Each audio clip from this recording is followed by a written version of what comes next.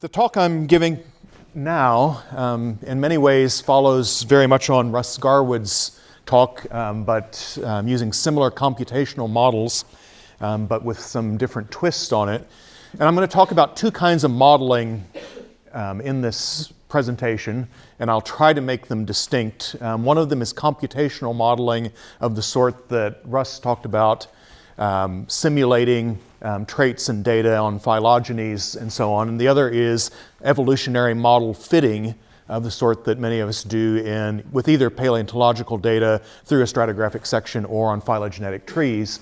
And just here to start, emblematic of that is a diagram from Hunt and Rabowski, Gene Hunt and Dan Rabowski on phenotypic evolution, which is data generated from sort of the stereotypical models that we use either in paleontology or in phylogenetics of random walk models, Ornstein-Uhlenbeck or adaptive peak models, rate shifts and things like that. And what I want to, the main point I want to make today is that some of the patterns that emerge when one takes into account spatial processes as well as population processes in evolution can actually affect the sorts of trait evolution that emerge in ways that are not well captured by standard phylogenetic models. And using models there in the model fitting sense. The sort of evolutionary models we use, things like Brownian motion models, Ornstein-Uhlenbeck models, directional selection models, have a very long history, and these are some of the seminal works that have led us to where we are today, including George Simpson's Tempo and Mode in Evolution, where he talked about adaptive peaks and introduced the concept in some ways for phenotypic data.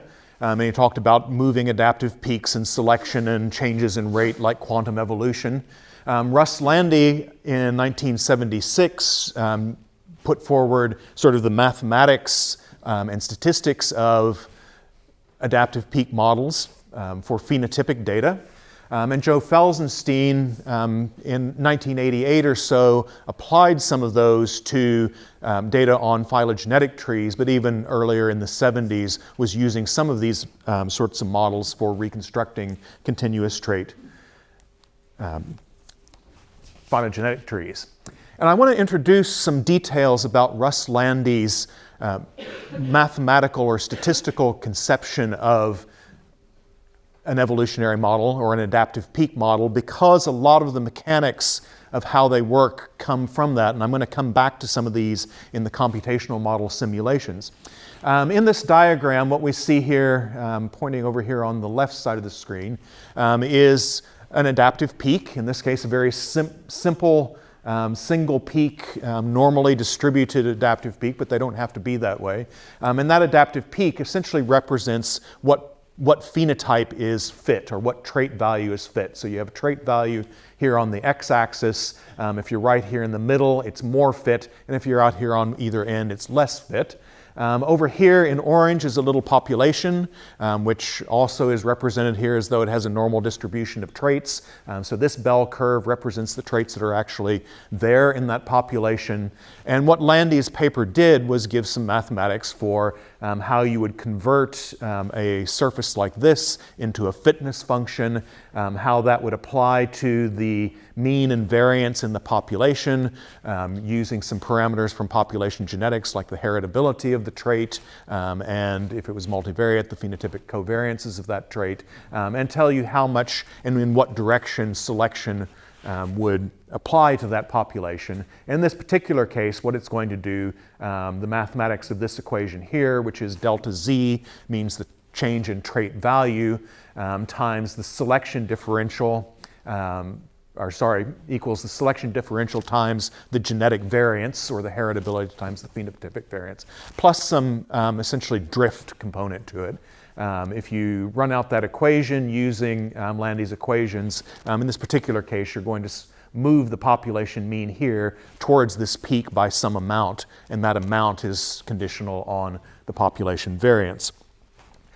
This sort of model, even though I've given a very stereotypical bell curve normal distributions for both the population means and the adaptive surface, it plays out in all sorts of very complicated ways. So this is a more complicated version where instead of a simple adaptive peak, we've got 3 peaks, some of which are more fit and some of which are less fit. Started 3 lineages down here with some drift, so they're drifting around, but also being selected, and they sort of are following those 3 peaks. Though at this particular point here, one of them crossed to another peak very quickly as it was selected over to that other peak. And that's an example actually of what Simpson called quantum evolution.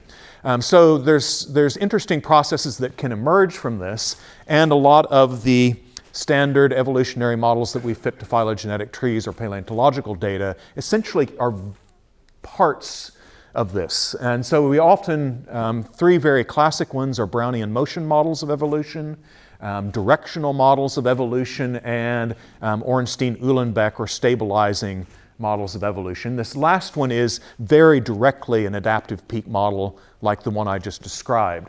Brownian motion is more or less like drift. You're sort of randomly changing, not being selected in any one particular direction. And directional selection is a variant on that where you're sort of constantly being selected in one direction or the other. These data are simulated with those 3 models. But you can't necessarily see the pattern clearly unless you do it a lot of times.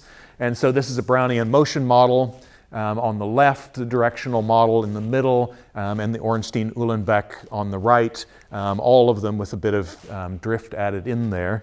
And all of those have fairly predictable outcomes. You can statistically say something about what the outcome would be if you know the parameters that went in to generate them. So Brownian motion is the most predictable. If you know the rate, then what happens is the variance of the outcomes increases linearly with time. Directional, depending on exactly how you model directional, is more or less the same, except the outcome mean is different from the starting mean. And the Ornstein-Uhlenbeck tends to concentrate all the outcomes around a single peak, and the variation on it depends on how broad that peak or how tight the selection is, so to speak. And we can, using those statistics, we can fit these models to real data to estimate the parameters that come out of them. You can also fit each of these different models to the same data to figure out which one has the best fit, and therefore test a hypothesis about what the mode of evolution was. What I want to talk about in the main part of this talk is some things that emerge from computer simulations and or real data that don't really fit these models, or at very least they are sort of much more complicated versions of them. And I want to concentrate on spatial issues, following very much on what Russell talked about. Because populations, the models that I just described are population-based models, but they're essentially as though one population is evolving and being selected on and having drift in it. I want to concentrate on metapopulations, which are populations in space, where you have a species that's spread across a wide geographic area, and that the environment varies, and so there's little clusters of local populations that communicate with each other through feedback loops, and specifically through things like gene flow between populations and different sort of selection in different parts of the range. And specifically what I want to do is show you 4 kinds of situations where just sort of the basic evolutionary mechanics that I've just described result in quite different patterns when space is involved. One of them is going to relate to essentially a Brownian motion process, which is genetic drift, which I'll come back to in a moment, but genetic drift is something that's affected by population size. Speciation processes can also produce some interesting effects on trait evolution. Environmental gradients and the strength of selection can produce some interesting patterns, and environmental gradients coupled with the probability of a local population becoming extinct can produce interesting patterns. And they'll depart a bit from what these standard evolutionary models are. And anybody who's interested in this, there are also some seminal works that have been written on essentially spatial processes of evolution. Richard Levins in 1968 produced a very intense and dense book, but one that was very insightful about what we would now call metapopulation dynamics. John Endler in 1977 produced actually a much more readable, coupled with real-world examples books, real-world examples in his book. And Ilka Hansky wrote a lot about what we would today call metapopulation dynamics.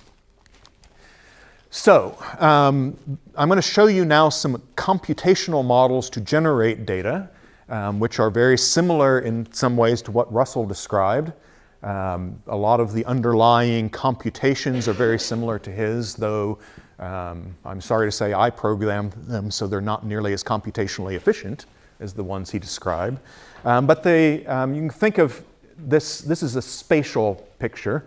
So we've got something like latitude and longitude here. There's cells in this model. There's populations in here. In this particular picture, we're looking at a single species with lots of local populations. Those populations can move around. So at each iteration of the model, each population can move. And if it moves into an empty square, it's like a dispersal event. The range of the species gets bigger. But if it moves back on an already occupied cell, then we sort of take the trait value and average it, which simulates gene flow. So this is a spatial population, metapopulation model in which there is gene flow, in which there's dispersal and all those sorts of things. And in this particular hypothetical example, as you go from the south end of this species up to the north end, the trait changes. There's a trait gradient, which would probably be associated with an environmental gradient. And that's just colored here from 0 to 1, or purple to yellow, to show that trait difference. So this underlies everything I'm going to say from now on. But I'm going to use two different computational models, and I'll introduce them separately. So what I want to talk about first are effects that arise from pure drift processes. So in terms of our evolutionary models, this is a pure Brownian motion process, but in this case it is true genetic drift. And genetic drift in a strict sense is the random sampling from one generation to another, where you have a generation that reproduces, it basically inherits everything exactly the same from the parent generation, but there's sort of randomness in who reproduces and who doesn't, and so the mean changes a little bit. And that kind of drift is Brownian motion, so all genetic drift is Brownian motion, but not all Brownian motion is genetic drift. You could have Brownian motion patterns that arise from, say, randomly changing selection, and that's not what I'm talking about here. Genetic drift using the same sort of symbolics, using the same symbols from Landy as before. Delta Z is change in the mean phenotype of a population. For drift is simply the amount of phenotypic variance, which is P, times how heritable it is. So it's, in other words, it's the genetic variance divided by the population size. So as population size gets bigger, the amount of drift gets smaller. As the population size gets small, the amount of drift gets bigger. And it's basically just like drawing some random things out of a hat, which is shown here. If you draw the same set of random numbers in a small population, the mean will be a little bit different each time you draw it, and that's what genetic drift is. And if in real world, drift is affected by population size, and population size can change over time. It's not a constant thing. And what I'm going to show you is the results of a computational simulation of evolution on Bermuda, sort of the classic setting for Stephen Jay Gould's and Niles Eldridge's punctuated equilibrium of the land snails on Bermuda. And this is just a little map of Bermuda through time, showing changes in sea level through the Quaternary, where you get glacial cycles and sea level drops, and interglacial cycles and sea level rises. Today, Bermuda is a little island chain, which is basically what's still in white here. But every time sea level has dropped during an interglacial period, that's been a big platform. So the spatial area of this has changed considerably. And in fact, there are only little intervals where it's like it is today. Most of the time, through the last 500,000 years, this has been a big platform island. If you put populations on there, what that means is at some points they have time to expand, some points they have to contract, depending on what's happening with sea level and whether you're at a high stand or a low stand. So what you're looking at here is very similar to what Russell showed, except this is just pure drift. It's color-coded by trait value, and what we did was we started a population, let it go, it's dispersed, it's randomly changing by population size, and there's gene flow that sort of carries random occurrences to the next one. So you can see there's a little bit of a gradient here. Here's our high-level stand, and what happens is you suddenly crash all of that down into just a few places, and then they differentiate in small numbers and then re-expand. And so there are some very interesting and important things that come out of that. Again, this is 100% pure drift. There's no selection. There's nothing else going on except populations getting bigger and smaller and some gene flow. What you get out of this are, maybe or maybe not coincidentally, punctuation events. And this is showing here a simulation through time, current time now, 500,000 years ago then. This is the sea level going up and down right here. This is sort of modeled on real sea level changes. And these are 3 different phenotypic traits through that same time. So all of them evolving by drift. One of them starts at this trait value, one of them starts at this trait value, and one of them starts at this trait value. And not surprisingly, what happens is they first, as the population expands, they reach a stable point. It sort of goes along stably, but then when the sea level comes over that platform, the populations become much smaller. You get a rapid change in the phenotype. So it's essentially a punctuation event. And there's more or less a punctuation every time the sea level comes up over this platform. And this is one of the kinds of sort of non-standard patterns that can emerge, because again, this is a Brownian motion process, but it's spatially. If you use evolutionary model fitting of the gene hunt variety, in fact, what's going on here is you're getting a 3-rate model of Brownian motion evolution. So during times when the platform is big, here you get a low rate of evolution because the population's high, but during transgressions and regressions you get a big spike in the rate of evolution because the population's low. And this is something that geneticists sort of have talked about in a somewhat different way. And if you're interested in that, there's a nice review paper by Escoffier and Ray in 2008 where they talked about what happens when you have expanding fronts and metapopulations. You tend to change the distribution of phenotypes or genotypes for that matter. And when you crash them down, you get increases in disparity. I'm going to catch my breath for a second, introduce my collaborators, and especially because the next set of computational models I'm going to show you are all described in detail in this paper in 2016 with my 3 co-authors here, Jussi Aronen, Michelle Lawing, and Jan Schnitzler. And a lot of the results I'm going to show you are in that paper. It's in Biological Journal of Linnaean Society, but I'm going to talk about different aspects of them than we discussed in that paper. This is now a set of simulations that have selection in them, and they're very similar, even more similar now to what Russell described, except instead of set in an abstract landscape, they're set in a fictional landscape called Humboldt Land, which has 2 continents. One of them has very little environmental gradient. The other one's going to have a huge environmental gradient because it's up at high latitudes and it's got a mountain range. And all sorts of things. And what we're going to simulate in this case is a trait that has a functional relationship to the environment, which is tooth crown height in mammals. And you may know the story of grazing mammals versus browsing mammals. Browsing mammals tend to have low crown teeth because their food isn't as abrasive.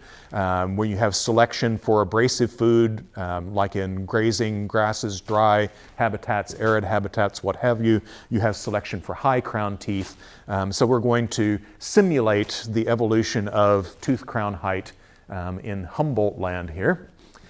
And Humboldt Land, there are several environmental factors going on in it. One is elevation. There's a mountain range on one of these continents. And we're actually just going to talk about the western continent, Hesperia, and not the eastern one, Vestachnia. Vestochnea on the east has no environmental gradient. Nothing interesting ever happens there because of that in terms of trait evolution. But the other one has environmental gradients that make all sorts of interesting things. So we've got a mountain range in the west. Airflow is sort of from the west, kind of like North America, so you get a rain shadow over on the, as you go eastward. Off that mountain range, there's grit and stuff blowing off from the high rocky bits, which is going to be an abrasive that will select on our teeth. There's a temperature gradient that's both latitudinal and altitudinal. That will have an effect. There's a precipitation gradient. High is the lighter colors, low precipitation is the darker colors. So you essentially get a rain shadow effect from these mountains. And the combination of temperature and precipitation, sort of in standard ecological sorts of ways, gives us a biome, whether we're tundra or whether we're grassland or whether we're desert or forest. And all of these, several of these factors affect, are going to be our selection for tooth crown height. So what we're essentially going to do here is put this adaptive peak model to work for us, but in a geographic context. And so we have high crown teeth over here, low crown teeth over here. If we are right here on this continent, that is an area that has low precipitation because it's on the rain shadow. It has a lot of grit in the environment because it's on the downwind side of the mountains. And it has, actually I can't remember what this one has. I think it has desert habitat. And so if you have grass or desert, if you have a lot of grit, and if you are dry, then you're going to select for high crown teeth. So we have our adaptive peak here. Our population mean is going to be selected over towards that. But if we go somewhere else where we have forest and we have no grit and we have high precipitation, then our adaptive peak is going to be down on the low end and it's going to select the population that way. So it's basically Landy's adaptive peak model, but a different adaptive peak in each cell depending on the conditions. And this map here is essentially showing what the selective value is. And I think in Russell's terms, this is exactly the same thing he meant as a mask. It's the optimal character trait for that particular combination of environments. And interestingly, this will show up every once in a while. This is a histogram of how frequently each of those selective values appears on this map. So the plurality of the cells are selecting for low teeth, but then there's sort of a spectrum of cells that are selecting for higher crown teeth. We're going to do some phylogeny here. We're going to stick some founder Adam and Eve populations on these continents. They are going to be fruitful and multiply, first as populations spreading around, and then every 100 modeling steps through here, we're going to force a speciation by peripheral isolation. So the most isolated population becomes the founder of a new species, and it continues on, and we're going to do that 4 times. So that by the end of the simulation, we've got 16 species, lots of populations in them that have evolved in this environment. And then you can tweak things like how strong the selection is, how much the heritability is, how likely you are to become locally extinct if you don't match your environment, etc. And this is just an animation showing one of those runs. What you're looking at here are the occupied cells, and they're colored by the phenotype of however many species are in that cell. At the very beginning, it's only 1, but by the end, there's 16 species hidden in there. This diagram here is showing you essentially the species mean value as a phylogenetic tree. So you're seeing both the trait change and the phylogeny on it. And so you're having a cluster of species at the end that have low crown teeth and a couple of them that have high crown teeth here. And then these maps show at the end of the simulation what the geographic distribution and also the trait variation in each of the 16 species. So quite a few of these species are sort of concentrated in the low crown selection areas of this map. But then there are 2 of them that are sort of spread all over the map, and they have quite a lot of trait variation. So their traits are high crowned in some parts of the geography and low crowned in the other. So this is what's basically going on. I've used this to simulate a whole lot of things. But one of the things that, sorry, that's not very descriptive, use this varied lots of the parameters, the dispersal rate, the likelihood of becoming extinct, the intensity of the selection, the rate of gene flow, and things like that have been simulated. And these are some of the typical things that come out of it. I want to concentrate first on what happens at speciation. Typically at speciation, there is a big punctuation event. So essentially a punctuated equilibrium model is emerging from this.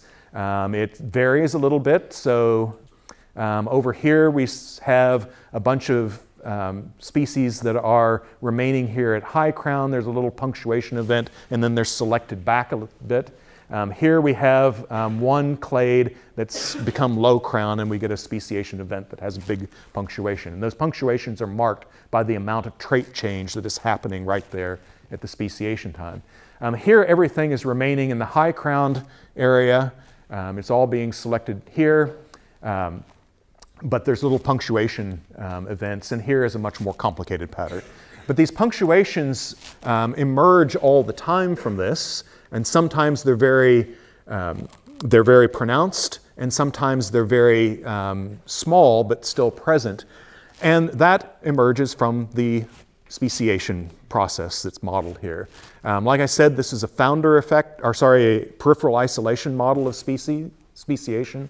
So whenever a speciation event happens, what the computation does is looks at the geographic range of the species, finds the center of it, finds the population that's most on the edge, and says that's the founder. It's the one that's become isolated.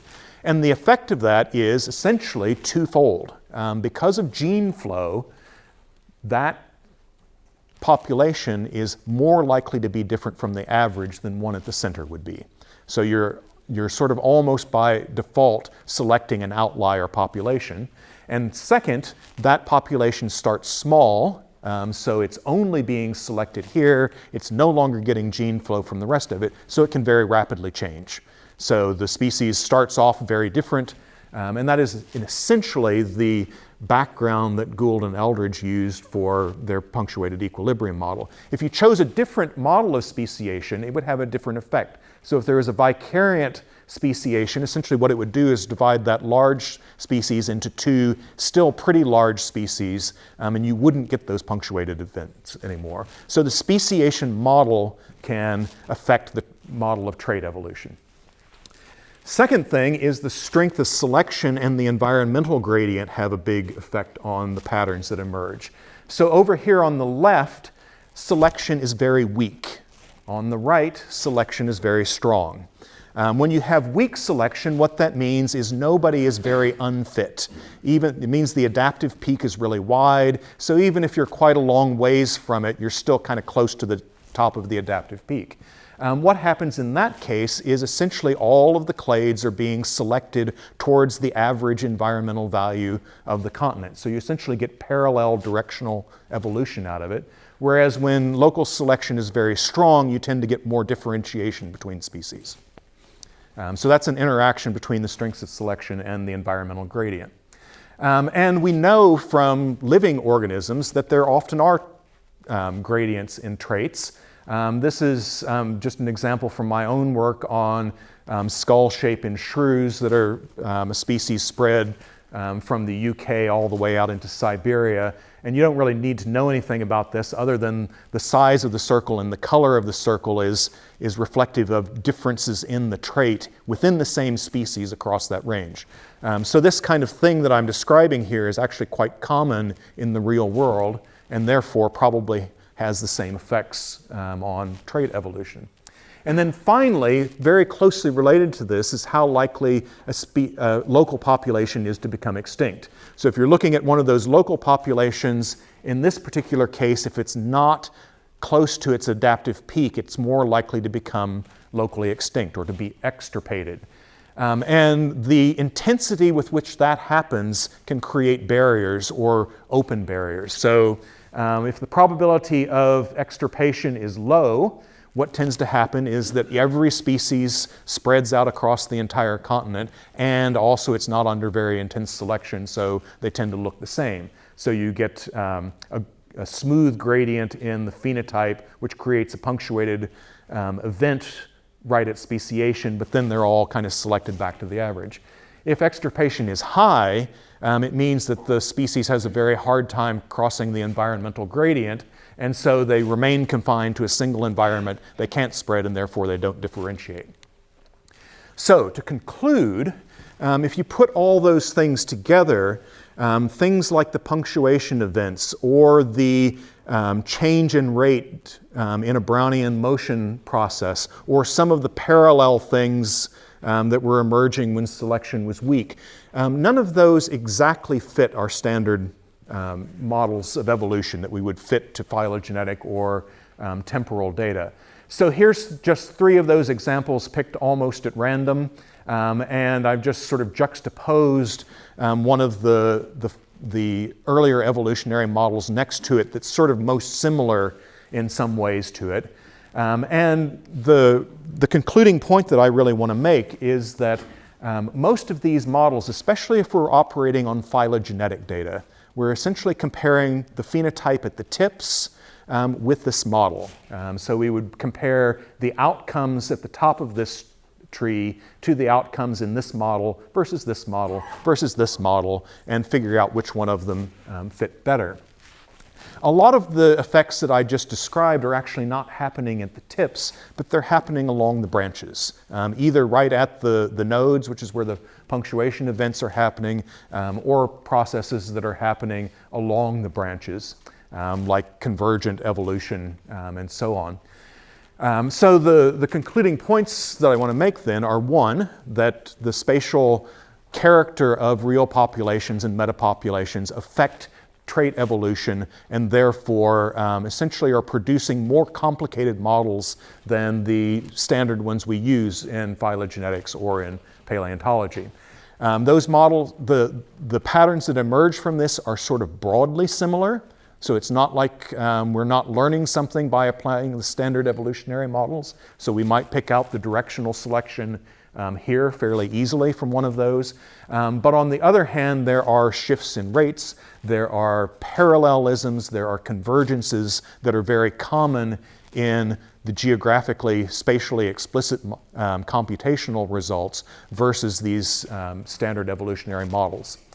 Population size, mode of speciation, geographic variation, the likelihood of local populations becoming extinct, all influence trait patterns. So they're things that we know are out there in the real world that we may not be seeing using sort of standard phylogenetic comparative analyses. And the interesting thing is that the differences in the spatially explicit model are showing up at the nodes and along the branches, where we typically don't look with standard phylogenetic comparative models. And one of the nice things for us as paleontologists is you would only see these in the fossil record. Not that you necessarily have a good enough fossil record to see them, but if you're only looking at living taxa, you're not going to see these things happening deeper in the tree. And there are also essentially currently no methods existing to fit an evolutionary model for model comparison to the kind of patterns that I'm showing here. So thank you very much.